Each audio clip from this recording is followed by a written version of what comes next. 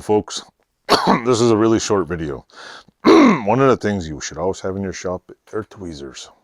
Not for doing illegal things, not for tweezing the eyebrows. I mean, if you're into that, you can tweeze your eyebrows. But if you're working in a metal shop, to get these damn little metal squirts out of you. Ooh, this is a good one. Ouch. I got half of it out. This thing is so small that I can't even get it out of there.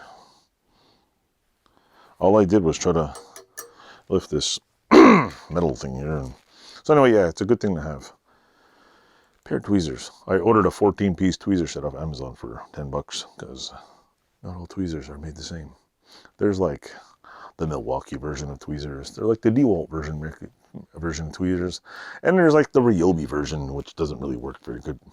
I prefer, whatever I can find cheap because they do work. Anyway, these are weird. They're not what I want. But anyway, tweezers. They work real good. Yeah.